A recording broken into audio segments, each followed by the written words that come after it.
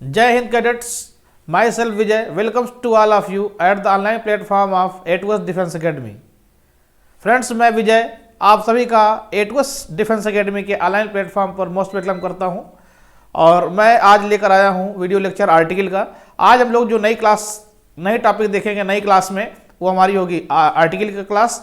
और article class में आज हम लोग डिफेंस के मास्टर क्लास के रूप में एनडीए, सीडीएस, एयरफोर्स, एक्सवाई और आपका ये इंडियन कोस्ट गार्ड, नेवी, ये सब हम लोग देखने वाले हैं। और आप देखेंगे कि आर्टिकल की जो भी क्लास हम लोग करने वाले हैं ये मास्टर क्लास होगी डिफेंस के लिए। उसमें आप चाहे सीडीएस दे रहे हो, चाहे एनडीए दे रहे हो, चाहे एयरफोर्स एक्सवाई दे रहे हो, चाहे आप नेवी दे रहे हो, चाहे आप एफ कैट दे रहे हो, ठीक है, सब में आपका प्रॉपर काम करेगा। बिल्कुल सॉलिड ऑथेंटिक तरीके से हम लोग देखेंगे अप्लाइड ग्रामर के तहत। देखिए आज हम लोग का टॉपिक दोस्तों हम लोग स्टार्ट करने वाले हैं आर्टिकल। क्या चीज दोस्तों? आर्टिकल। तो आप सभी जानते हैं कि आर्टिकल क्या है। आर्टिकल को हिंदी में कहा जाता है उपपद। क्या कहा है दोस्तों? उपपद। जैसा कि आपको पता है article has many senses. Article का कई अर्थ होता है, बट डिफरेंट रेफरेंस में, भिन्न संदर्भ में इसका देखें तो कई अर्थ होता है। हाँ, लेकिन ग्रामेटिकल सेंस में अगर हम देखें, व्याकरण के सेंस में अगर हम देखें तो आर्टिकल का अर्थ होता है उपपद। क्या होता है? उपपद। आप दोस्तों क्या आर्टिकल की डेफिनेशन हमको देखना पड़ेगा। आर्टिकल किसे कहते हैं? तो आप जानते हैं कि ऐसा शब्द जो किसी अन्य शब्द या नाउन को इनडेफिनिट या डेफिनिट बनाता है उसे हम लोग आर्टिकल कहते हैं। क्या कहते हैं? आर्टिकल कहते हैं। जैसे a word that makes indefinite or definite to the noun or word is called an article। ऐसा शब्द जो किसी अन्य शब्द को या नाउन को इनडेफिनिट या डेफिनिट बनाता है उसे हम लोग क्या कहते हैं दोस्तों? आर्टिकल कहते हैं। अब हम देखने की कोशिश ये करेंगे total how many kinds of article. Article कितने काइंड का होता है? देन आप जानते हैं there are 3 kinds of article. Article 3 प्रकार का होता है। नंबर 1 पे हमारा है दोस्तों इनडेफिनिट आर्टिकल। क्या दोस्तों? Indefinite article. और दूसरा दोस्तों हमारा है डेफिनिट आर्टिकल। क्या है? Definite article. और तीसरा दोस्तों हमारा है जीरो आर्टिकल। क्या चीज दोस्तों? Zero article. तो आप ये जानते हैं कि नंबर 1 आर्टिकल हमारा कौन सा हो गया? Indefinite article. दूसरा कौन सा हो गया हमारा? Definite article. और तीसरा हमारा कौन सा हो गया दोस्तों? Zero article. इनडेफिनिट आर्टिकल को आप जानते हैं हिंदी में इनडेफिनिट आर्टिकल को कहा जाता है अनिश्चित उपपद। क्या कहा दोस्तों? अनिश्चित उपपद। और आप जानते हैं कि डेफिनिट को कहा जाता है हिंदी में निश्चित उपपद। और दोस्तों जीरो कहा जाता है हिंदी में शून्य उपपद। क्या? शून्य उपपद। नंबर 1 हमारा हुआ इंडेफिनिट आर्टिकल, दूसरा हमारा हुआ डेफिनिट आर्टिकल, तीसरा दोस्तों हमारा हुआ जीरो आर्टिकल। आइए हम लोग 1 बाय 1 स्टार्ट करेंगे। और पहले हम लोग स्टार्ट करने जा रहे हैं इंडेफिनिट आर्टिकल। कौन सा? इंडेफिनिट आर्टिकल स्टार्ट कर लेंगे, फिर इसके बाद हम लोग डेफिनिट स्टार्ट करेंगे, फिर उसको फिनिश करने के बाद लास्ट हम लोग पढ़ेंगे जीरो आर्टिकल। जब जिसको स्टार्ट करेंगे तो उसकी डेफिनेशन समझेंगे, उसका प्राइमरी बेसिक रूल समझेंगे, उसका फंडामेंटल इशू समझेंगे। आइए हम लोग दोस्तों स्टार्ट करने जा रहे हैं इंडेफिनिट आर्टिकल। क्या चीज? इनडेफिनिट आर्टिकल, अनिश्चित उपपद। दोस्तों अनिश्चित उपपद किसे कहा जाता है? किसे कहा जाता है? आप लोग पढ़ने की कोशिश बहुत किए होंगे, लेकिन इसमें एक्चुअली में इसका जो थीम है वो बहुत कम समझ में आता है। आज इसके थीम समझने की आप कोशिश करिए। क्या है? ऐसा आर्टिकल जो किसी अन्य शब्द को या नाउन को अनिश्चित बना दे, इनडेफिनिट कर दे, उसे हम लोग कहते हैं इनडेफिनिट आर्टिकल। डेफिनेशन इसकी क्या बनकर आई दोस्तों? जरा देख लेते हैं। क्या हो जाएगा? An article. क्या बन जाएगा? An article that makes indefinite to the noun। क्या बन जाएगा दोस्तों? is called indefinite article।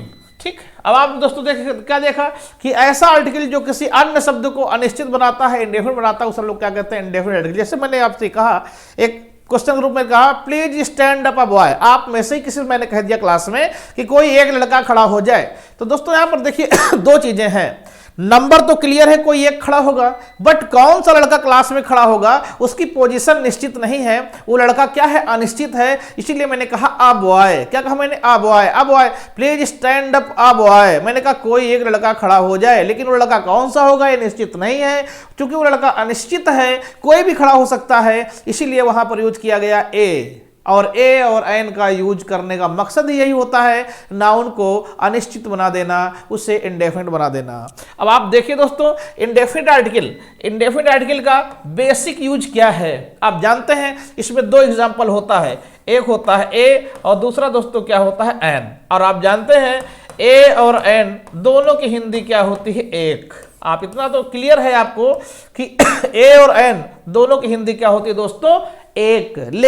लेकिन ए का यूज अलग तरीके से होता है, एन का यूज अलग तरीके से होता है। लेकिन इतना तो आप जानते हैं कि जो हमारा ये इंडेफिनिट आर्टिकल है इसका यूज कहां करेंगे। तो दोस्तों इसके लिए दो तीन चीजें बैक में जाकर देखिए। और क्या देखना है, जब आप लोगों को नाउन पढ़ाया गया था तो आपको याद होगा, आपको बताया गया था एक नाउन काउंटेबल नाउन दोस्तों, क्या बताया गया, और एक नाउन बताया गया था अनकाउंटेबल नाउन। तो काउंटेबल नाउन की स्थिति दो ही बताई गई थी कि सिंगुलर काउंटेबल नाउन और प्लूरल काउंटेबल नाउन। और दोस्तों आप जानते हैं कि अनकाउंटेबल नाउन का प्लूरल नहीं बनता है, इसे हम लोग हमेशा सिंगुलर में लिखते हैं और इसे कहा जाता है यूसियन। तो यहां समझने की कोशिश ये करना है दोस्तों कि जब भी हम ए और एन की बात करेंगे, अर्थात इंडेफिनिट आर्टिकल की बात करेंगे, तो किसी भी इंडेफिनिट आर्टिकल अर्थात ए या एन का प्रयोग हमेशा सिंगुलर काउंटेबल नाउन से पहले होता है। कहां होता है दोस्तों, सिंगुलर काउंटेबल नाउन से पहले ही हमेशा ए और एन का प्रयोग किया जाता है। ए और एन का प्रयोग कभी भी प्लूरल काउंटेबल नाउन से पहले नहीं हो सकता, और ए और एन का प्रयोग कभी भी अनकाउंटेबल नाउन से पहले नहीं हो सकता। तो बेसिक रूल निकल कर क्या आया कि indefinite article it means a or n is always used just before singular countable noun।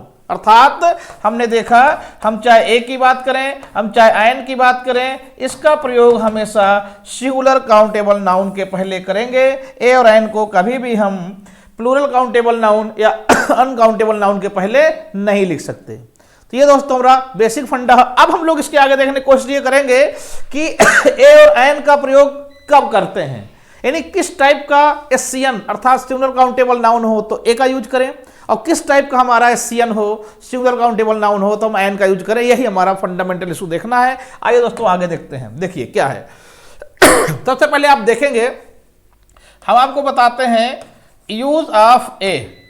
अब आप देखिए ए का प्रयोग कब करेंगे। तो दोस्तों इसके लिए समझिएगा, देखिए जब भी हम किसी एससीएन के पास जाते हैं, एससीएन के पास जाएंगे तो एससीएन में आप ये देखेंगे कि तीन चीजें हैं। जैसे कोई शब्द होता है, हम एससीएन को अगर एक शब्द मान लें वर्ड, तो तीन बातें होती हैं।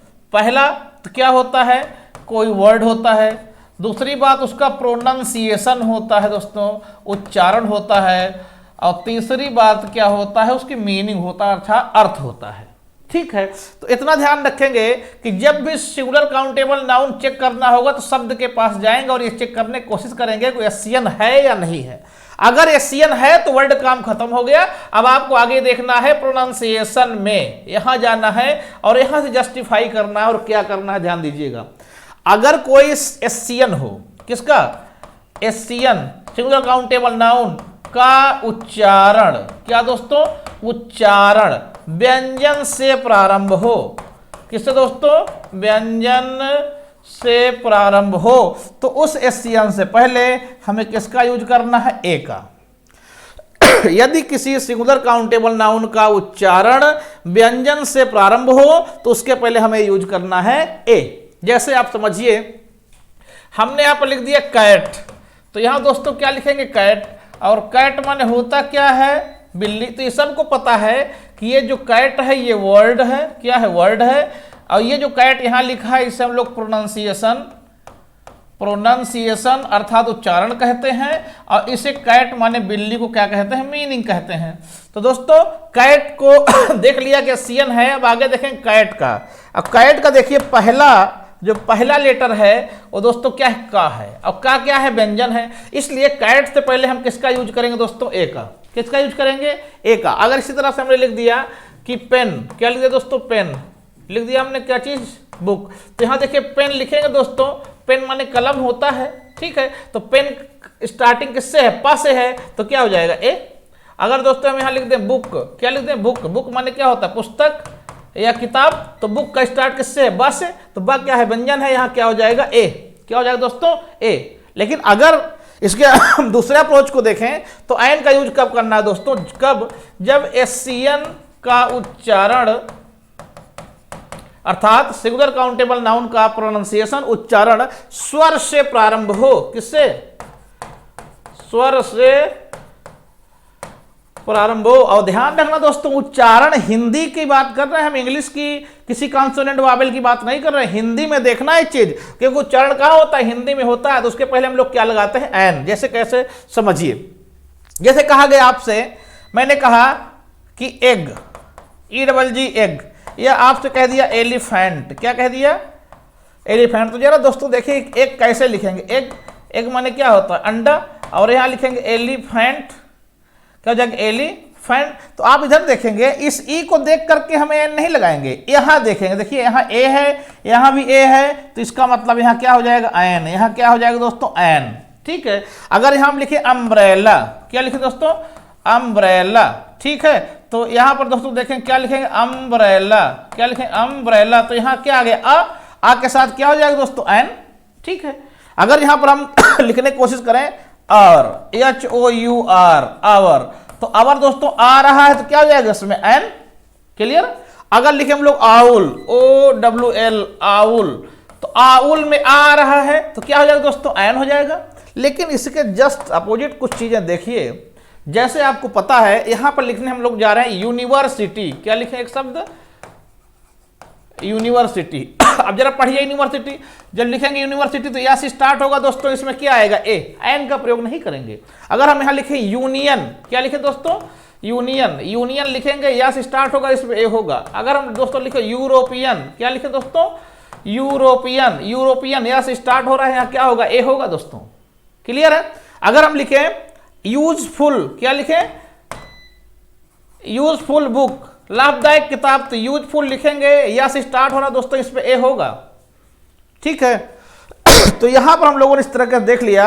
एक शब्द है हमें दोस्तों EWE, इसे पढ़ते हैं यू, यू माने होता है मादा भेड़, है इसकी स्टार्टिंग ई से, लेकिन प्रोनाउंसिएशन में या आ रहा है तो दोस्तों इसका क्या हो जाएगा ए, इसमें एन का प्रयोग नहीं करेंगे। तो ये हम लोगों ने देखा बेसिक फंडामेंटल में कि यदि किसी सिंगुलर काउंटेबल नाउन का उच्चारण व्यंजन से प्रारंभ हो तो उसके पहले हम लोग क्या लगाते हैं ए, और यदि सिंगुलर काउंटेबल नाउन का उच्चारण स्वर से प्रारंभ हो अर्थात आ से आह तक से प्रारंभ हो तो उसके पहले हम लोग क्या लगाएंगे दोस्तों एन लगाएंगे। तो ये हम लोगों ने देखा only basic fundamental use of a और एन, ए और एन के बेसिक फंडामेंटल में कैसे उसको यूज करते हैं हम लोगों ने ये देख लिया है। तो आइए दोस्तों इसके आगे थोड़ा सा हम लोग एक रूल में और चलेंगे और देखेंगे क्या है, देखिएगा। एक रूल देखिए ये है, यहां से क्वेश्चन बनता है क्या, रूल ये है, यदि दोस्तों यदि किसी कलेक्टिव नाउन के बाद ऑफ लिखा हो, क्या लिखा हो, तो उसके पूर्व ए या एन का प्रयोग किया जाता है। क्या देखा आपने, जैसे आप जानते हैं लिख दिया हमने अ टीम ऑफ प्लेयर्स, ठीक है, लिख दिया हमने अ गैंग ऑफ रॉबर्स, क्या लिख दिया दोस्तों अ गैंग ऑफ रॉबर्स, लिख दिया अ बैंड ऑफ म्यूजिशियंस, लिख दिया हमने अ फ्लीट ऑफ कार्स, देख रहे हैं a fleet of cars, a team of players, a gang of robbers, a band of musicians, a fleet of cars, लिख दिया अ बंच ऑफ क्या लिख दिया दोस्तों कीज। तो यहां पर देखिए एक रूल बन रहा है, रूल के अकॉर्डिंग एक फार्मूला बन रहा है कि जब भी किसी कलेक्टिव नाउन क्या चीज कलेक्टिव नाउन के बाद ऑफ लिखा हो और प्लूरल काउंटेबल नाउन लिखा हो तो उस कलेक्टिव नाउन से पहले हमेशा ए या एन का यूज किया जाता है, ए या एन का यूज किया जाता है। दोस्तों देखिए इसका क्वेश्चन कैसे बनेगा, जैसे क्वेश्चन ऐसे लिखेगा, दोस्तों ध्यान से देखिएगा, लिखेगा the team of players was playing the match seriously। ये क्वेश्चन आ गया, लिख दिया उसने दोस्तों ए, ठीक है, बी सी डी पे नो एरर, ठीक है। एक क्वेश्चन इसी को और हमने लिखा, क्या लिखा दोस्तों, sorry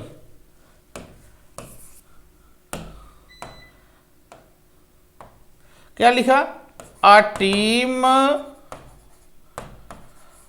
of players was playing the match seriously, ठीक है। लिख दिया हमने ए दोस्तों, ये बी कर दिया, ये सी कर दिया, डी पे नो एरर कर दिया। इस टाइप से क्वेश्चन खूब पूछता है। अब आप देखेंगे तो आपको ये लगेगा कि ऊपर वाला करेक्ट है, नीचे वाला भी करेक्ट है, लेकिन ऐसा है नहीं। रूल दोस्तों देखिए क्या बन रहा है, रूल देखिए, देखिए ये टीम ऑफ प्लेयर्स लिखा है ना, लिखा है ना, तो टीम देखिए कैसा नाउन है, कलेक्टिव नाउन है। टीम के बाद आप भी लिखा है और आपके बाद प्लूरल काउंटेबल नाउन भी लिखा है। और आपने अभी इसके पहले पढ़ा था कि जब भी कलेक्टिव नाउन के बाद ऑफ लिखा हो और प्लूरल काउंटेबल नाउन लिखा हो तो उस कलेक्टिव नाउन से पहले ए और एन का प्रयोग करते हैं इंडेफिनिट आर्टिकल के रूप में। इट मीन्स उसके पहले द का प्रयोग नहीं होता। दोस्तों देखिए यहां द का यूज गलत है, इसलिए इसका आंसर हम लोग क्या लगा देंगे, ए। ए, द का प्रयोग नहीं होगा, जो कि जो गलत होता है वो हमारा आंसर होता है। और यहां आप देखिए ए लगा हुआ, ये करेक्ट है, ए का यूज करेक्ट है, इसलिए दोस्तों इसका आंसर हम लोग क्या लगा देंगे, नो एरर। क्या लगा देंगे, नो एरर। ये हम लोगों ने क्वेश्चन देखा। अब इससे रिलेटेड आप इंप्रूवमेंट में, ब्लैंक में, एरर में, हर पॉइंट पे क्वेश्चन कर सकते हैं, देख सकते हैं। तो दोस्तों आज हम लोगों ने only basic structure of indefinite article, indefinite article का बेसिक फंडामेंटल क्या है वो देखा है। इसके आगे की क्लास में फिर मुलाकात होगी, फिर देखेंगे। और आप लोग याद करते रहिए, पढ़ते रहिए, और अगर कोई प्रॉब्लम आती है तो कमेंट में बताते रहिए। हमारे चैनल को आप लाइक करें, शेयर करें, सब्सक्राइब करें। Thanks to all of you.